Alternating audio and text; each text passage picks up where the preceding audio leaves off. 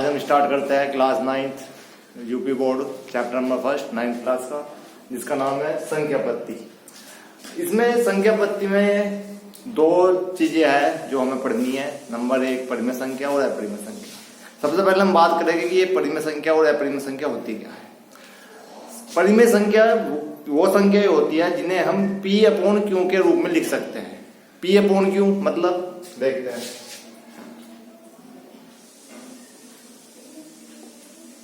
परिमेय संख्या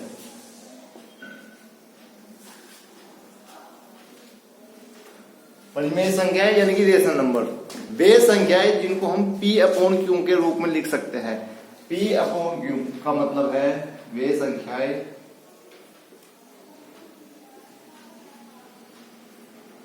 जिनको P अपॉन Q के रूप में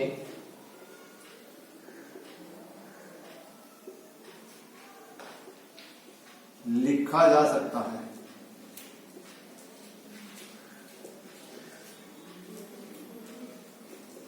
अब ये P अपॉन Q होता क्या है?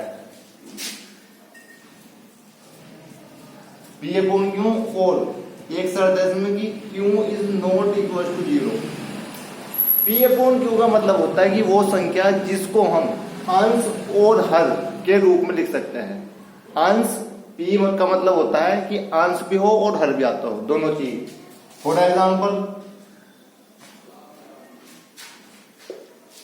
कोई भी ऐसी संख्या जो पूर्ण संख्या हो, किसी संख्या का पूर्ण वर्ग वर्तनी हो और पूर्णांक हो, इस तरीके की संख्या को हम परिमेय संख्या बोलेंगे। फॉर एग्जाम्पल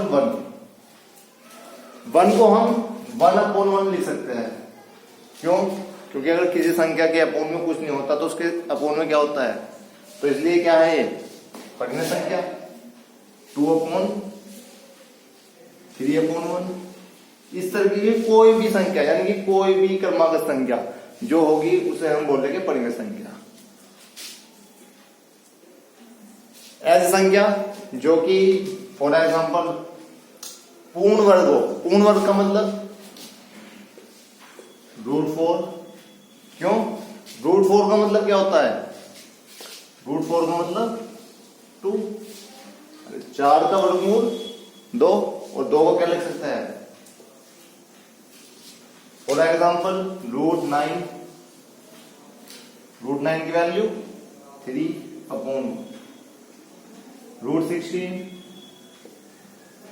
4 अपॉन, यानी कि कोई भी ऐसी संख्या जो कि पूर्ण संख्या हो यानी कि जिसको हम P अपॉन Q मतलब उस संख्या को हम P अपॉन Q के रूप में लिख सकते हैं आसानी से, तो वो होती है हमारी परिमेय संख्या। अब उसके बाद आती है अपरिमेय संख्या।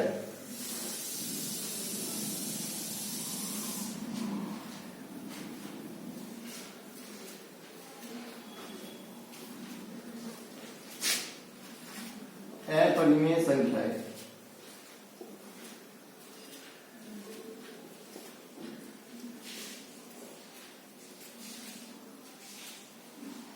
अपरिमेय संख्या यानी कि नॉन इरेशनल नंबर, या जिसको हम बोल सकते हैं अपरिमेय संख्या, यानी कि वे संख्याएं जिनको हम P अपॉन Q के फॉर्म में नहीं लिख सकते।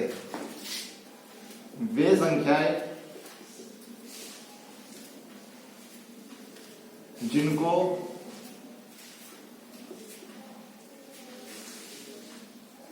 P अपॉन Q के रूप में नहीं लिखा जा सकता।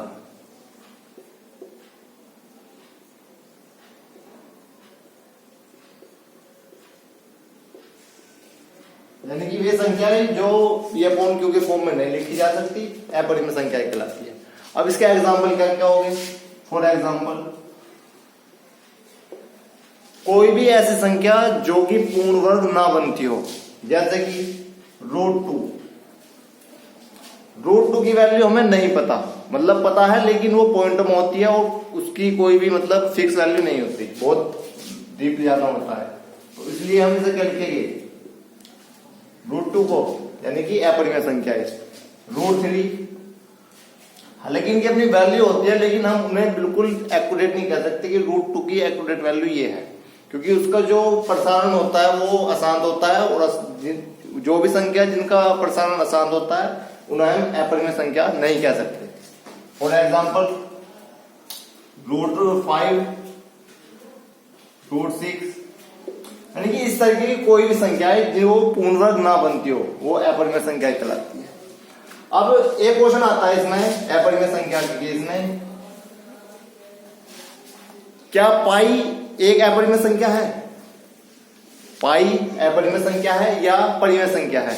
इस क्वेश्चन को लेकर बहुत ज्यादा डाउट बना हुआ है और इसको हम थोड़ा क्लियर करना चाहेंगे। हमें पता है कि पाई की वैल्यू जो होती है, पाई =22/7, यानी कि पाई की वैल्यू 22/7, या हम इसको लिख सकते हैं 3.14 समथिंग। अब जो ये होती है 22/7 ये तो फिक्स होती है, लेकिन जो 3.14 होती है ये पाई की एक्यूरेट वैल्यू नहीं होती, यानी कि ये लगभग होती है। 3.14 ये इस तरीके से चलती रहती है और ये लगभग 5 ट्रिलियन टाइम्स सुपर कंप्यूटर से जो इसकी वैल्यू निकाली गई 5 ट्रिलियन बार इसकी वैल्यू निकाली गई, लेकिन ये कहीं भी खत्म नहीं हुआ, ऐसे चलता रहा, फिर शुरू हो गया यहाँ से 1-4 इस तरीके से। तो हम क्या कह सकते हैं कि जो पाई है वो एक तरीके से मतलब उसकी कोई एक्यूरेट लगभग वैल्यू ले सकता है 3.14, लेकिन ये इसकी बिल्कुल एक्यूरेट यानी कि एग्जैक्ट वैल्यू नहीं है। तो हम इसमें क्या करेंगे, अगर आता है कि पाई =22/7, तो अगर 22/7 है तो पाई एक परिमेय संख्या है। अगर हमें पाई की वैल्यू दी हुई है कि 22/7 यानी कि 22/7, तो पाई परिमेय संख्या है।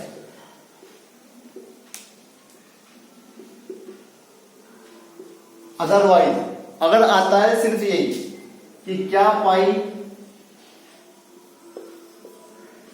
एक परिमेय संख्या है, मतलब पाई परिमेय संख्या है या अपरिमेय है, हम यहां पर मान सकते हैं कि क्या पाई एक परिमेय संख्या है या अपरिमेय ले सकता है, क्योंकि हम इसके रीजन में बताएंगे कि पाई अपरिमेय संख्या क्यों है।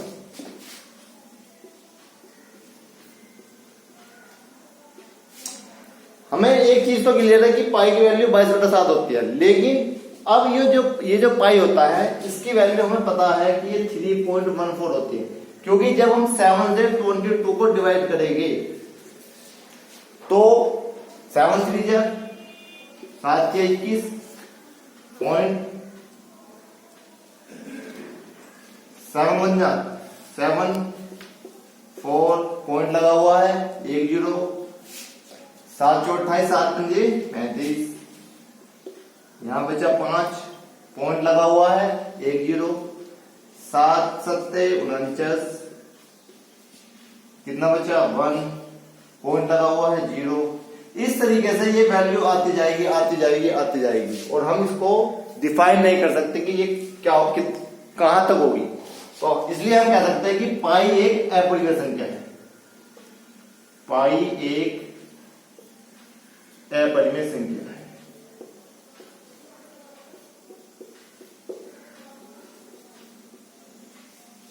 अगर ये यहीं खत्म हो जाता, मतलब यहां पे शेषफल 0 आ जाता और ये हो जाता 3.14, तो पाई एक अपने आप में एक परिमेय संख्या थी, लेकिन ये जो होता है इसका यानी कि शेषफल ये आता जाता है, तो इसलिए हम इसे अपरिमेय संख्या बोल देंगे। इसके बाद आता है कि 0 एक अपरिमेय संख्या है, 0 अपरिमेय संख्या है या परिमेय संख्या है।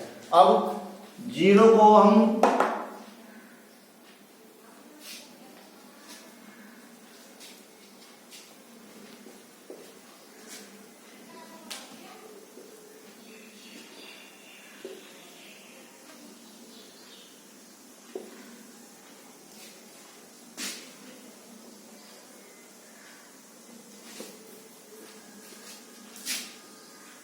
क्या 0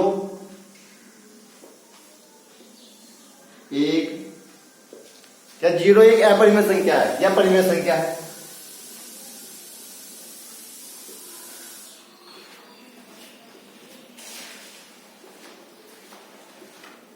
और अगर है तो क्यों है, इसका रीजन बताइए। जीरो अपने आप में एक परिमेय संख्या है। क्यों है? क्योंकि हम जीरो को 0/1 लिख सकते हैं, यानी कि कोई भी संख्या हो उसके अपोन में 1 लिख सकते हैं, लेकिन 0/1 होता है 0, तो यानी कि इसका मतलब है जीरो अपने आप में एक परिमेय संख्या है। अब कोई संख्या को अगर हम इस तरीके से लिख देते हैं कि 1/0, तो क्या वो परिमेय संख्या होगी? जी नहीं। 1/0 होता है इंफिनिटी, यानी कि अनंत, और जिसको हम ना तो डिफाइन कर सकते हो ना ये बता सकते ये कितना है। तो इसलिए जीरो अपने आप में एक परिमेय संख्या है, क्योंकि हम जीरो को 0/1 लिख सकते हैं। लेकिन कोई भी संख्या, अगर हमने डेफिनेशन में बताया था कि वे संख्याएं जिनको हम P/Q के रूप में लिख सकते हैं, लेकिन वहां शर्त की Q is not equal to 0, P/Q के रूप में लिख सकते हैं, और वहां ये शर्त की Q is not equal to 0, यानी कि जो अपोन में वैल्यू होगी वो कभी भी 0 नहीं होनी चाहिए। अगर वो 0 होगी तो उसका मतलब होगा इन्फिनिटी, यानी कोई भी संख्या हो अगर उसके अपोन में 0 होगा तो वो होगा इन्फिनिटी, और हम इन्फिनिटी को ना तो डिफाइन कर सकते हैं और ना ये बता सकते कि ये परिमेय होगी या अपरिमेय। अब इसके बाद हम एक्सरसाइज पाएंगे और इसके क्वेश्चन स्टार्ट होते हैं। आइए हम अपना एक्सरसाइज 1.1 स्टार्ट करते हैं, और इसका क्वेश्चन नंबर फर्स्ट है, क्या शून्य एक परिमेय संख्या है? हमें ये बताना है कि क्या शून्य एक परिमेय संख्या है, और क्या इसे P/Q के रूप में लिख सकते हैं, जहां P और Q पूर्णांक है, यानी कि कोई इंटीजर है, और Q is not equal to 0, यानी कि Q की वैल्यू जो होगी वो 0 नहीं होगी। तो पहले हम ये देखेंगे कि क्या शून्य यानी कि 0 परिमेय संख्या है। हमने जब इसका इंट्रोडक्शन कराया था चैप्टर का, तो ये बताया था कि कोई भी संख्या हो अगर उसके अपोन में कुछ नहीं होता तो कितना होता है? कोई भी संख्या अगर उसके अपोन में कुछ नहीं होता तो उसके अपोन में हम क्या मान लेते हैं? 1, और 0/1 लिख सकते हैं, लेकिन 1/0 नहीं लिख सकते। क्यों? क्योंकि 1/0 मतलब होता है इन्फिनिटी। लेकिन कोई भी संख्या हो उसके अपोन में 1 लिख सकते हैं, यानी कि 0/1 को हम क्या हो गए, और अगर ये 0/1 है तो इसका मतलब ये P/Q की फॉर्म में लिखा जा सकता है। और P/Q का मतलब क्या होता है? P/Q यानी कि वे संख्या है जिनको हम P/Q के रूप में लिख सकते हैं, क्या होती है? परिमेय संख्या है। उसने ये कहा था कि P और Q पूर्णांक है, P और Q पूर्णांक है, और Q इज नॉट 0, Q हमारा कितना है? 1, तो इसलिए क्या होगी?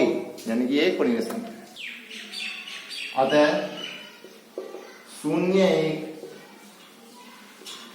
परिमेय संख्या।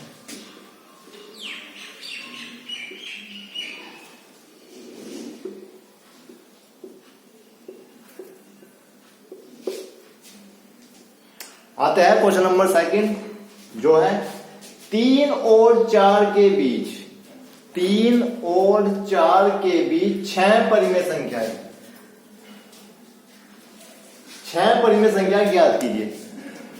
कोई भी संख्या यानी कि कोई भी दो संख्या है और उनके बीच की कोई कितनी भी परिमेय संख्या पूछा है, यानी क्वेश्चन में दिया होगा कि 3 परिमेय संख्या, 4 परिमेय संख्या, वो क्वेश्चन में दिया हुआ होगा, और यहां पे भी दिया हुआ है कि 6 परिमेय संख्या है, यानी कि हमें 3 और 4 के बीच की 6 परिमेय संख्याएं बतानी है। तो इसका मतलब है n यानी कि नंबर ऑफ टर्म्स, यानी कि जो उसने पूछा है तो कितना है? 6। इसमें कुछ स्टेप है कि हम सबसे पहले वो वैल्यू लेंगे जो पूछी हुई है, यानी कि जितनी संख्याएं पूछी हुई है तो वो कितना है? n = 6। उसके बाद में हम क्या करेंगे कि n+1 फाइंड आउट करेंगे। n+1 इसलिए क्योंकि जब हम कोई भी दो संख्याओं के बीच की परिमेय संख्या निकालते हैं तो उसमें एक ज्यादा करके लेते हैं। क्यों? वो अभी हम बताते हैं आपको। तो यानी कि n+1, तो n कितना है? 6 + 1, तो n+1 = 7। अब हमें कौन दो संख्याओं के बीच में बतानी है? यानी कि 3 और 4 के बीच में। तो क्या करेंगे कि 3 और 4 को, अब जो दो संख्या दी हुई है उनमें क्या करना है कि जो पहली संख्या है उसमें जो n+1 आया है उसकी ऊपर नीचे मल्टीप्लाई कर देनी है। जो पहली संख्या है उसमें n+1 की ऊपर और नीचे मल्टीप्लाई कर देंगे तो कितना हुआ 3 सत्ते 21 अपॉन 7 21/7। जो काम हमने यहां किया है वही हमें यहां करना होगा। तो यानी कि 4 इंटू क्या करना है कि जो n+1 की वैल्यू आई है उससे ऊपर नीचे मल्टीप्लाई कर देंगे। तो ये कितना हुआ 4 सत्ते 28 अपॉन 7। अब हमारे पास यहां से दो संख्या आ गई 21/7 और 28/7। तो 21/7 और 28/7। अब हमें इनके बीच की 6 परिमेय संख्या बतानी है। दोनों के हर सेम है तो 21/7 के बाद 22/7, उसके बाद 23/7, 24/7, 25/7, 26/7 और 27/7। और ये वाली संख्या ये हमें कितनी संख्या बतानी थी बीच की 21/7 और 28/7 की बीच की संख्या बतानी थी। और कितनी बतानी थी 6 1 2 3 4 5 6। और इस तरीके से क्या हुआ हमारी 6 परिमेय संख्याएं आ जाती है। तो हमारी 6 परिमेय संख्याएं कौन कौन सी आई तो अतः कौन कौन सी होगी सबसे पहले अतः परिमेय संख्याएं कौन सी परिमेय संख्या है यानी कि 3 और 4 के बीच की परिमेय संख्या है कौन कौन सी है 22/7, 23/7, 24/7, 25/7, 26/7 और 27/7। तो इस तरीके से हमारी 6 परिमेय संख्या है। अब हम क्वेश्चन नंबर 3 स्टार्ट करते हैं। क्वेश्चन नंबर 3 है 3/5 3/5 और 4/5 के बीच 5 परिमेय संख्याएं ज्ञात कीजिए। इस बार हमारे से कितनी संख्या पूछी है 5 परिमेय संख्या है। तो यानी कि n की वैल्यू कितनी है n की वैल्यू 5। ठीक है उसके बाद क्या करना है हमें कि n+1 की वैल्यू निकाल लेंगे n+1। तो n+1 = 5+1 5+1 यानी कि 6। अब हम क्या करेंगे जो हमारी संख्या है यानी कि जो जिन संख्याओं के बीच की परिमेय संख्या पूछी गई है 3/5 और 4/5 3/5 और 4/5 इनमें क्या करना है कि 3/5 में जो हमारा n+1 की वैल्यू आई है n+1 की वैल्यू कितनी है 6 उसमें से ऊपर और नीचे मल्टीप्लाई कर देंगे। जो पहली संख्या है उसमें ऊपर और नीचे जो n+1 आया है उसकी ऊपर नीचे मल्टीप्लाई कर देंगे। तो कितना हुआ 18/30 18/30। सेम प्रोसेस यहां करना है कितना n+1 तो यानी कि 6/6। तो 6/24/30। अब 3/5 की जगह कितना आ गया 18/30 और 4/5 की जगह 24/30। और हमें कितनी परिमेय संख्या बतानी थी यहां से 5। तो 18/30 और 24/30 के बीच की परिमेय संख्या क्या होगी सबसे पहले 19/30 उसके बाद 20/30 उसके बाद 21/30 उसके बाद 22/30 उसके बाद 23/30 और 24/30। यानी कि हमें 18/30 और 24/30 18/30 और 24/30 की बीच में परिमेय संख्या बतानी थी कितनी 5 1 2 3 4 5। तो अतः सॉरी यहां एक 22/30 हो गई। अतः परिमेय संख्या है